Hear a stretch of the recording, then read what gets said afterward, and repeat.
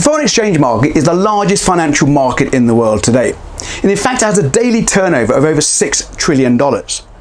Now, most of you have already traded the foreign exchange markets without even knowing it. So when you go on your annual vacation overseas, the chances are you're exchanging your local currency for the foreign currency in which you're travelling to. Now, here's an example.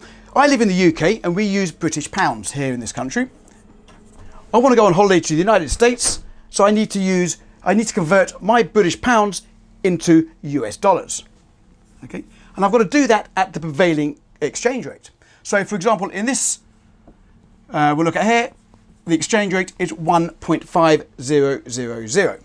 So let's assume I have 1,000 British pounds, convert that into US dollars, at this exchange rate gives me 1,500 US dollars. Now, let's assume that I don't spend my $1,500, I just keep it there in my back pocket. At the end of my vacation, I've got the $1,500 and I need to convert that back now into British pounds where I live. So now the exchange rate, for example, has moved from 1.50 down to 1.000. So my $1,500 now converts back at that exchange rate, new exchange rate, gives me 1,500 British pounds. So you can see here, my 1,000 pounds has now given back 1,500 pounds. That is a profit of 500 pounds. Now you can see here, this was a big move in the foreign exchange markets. They don't move like this in a short space of time. But there are minor fluctuations in the foreign exchange markets. And as a currency trader, we're always looking to profit from these minor fluctuations in the markets. Now, there are a number of reasons why an exchange rate will fluctuate, not least of all inflation, unemployment, and other forms of fundamental analysis. And we'll look further at those later on in the course. Now, there's an immense opportunity in the foreign exchange markets. There are 8 major economies around the world.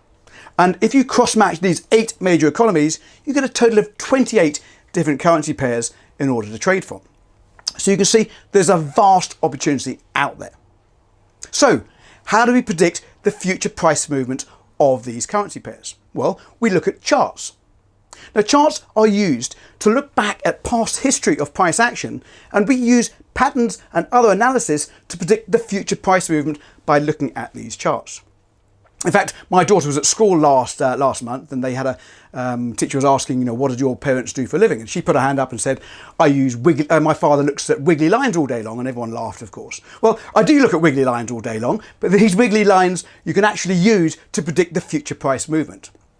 And in the future videos that we're going to be talking about upcoming, we're going to be showing you how to use these wiggly lines to predict future price movements for you to profit in the foreign exchange markets.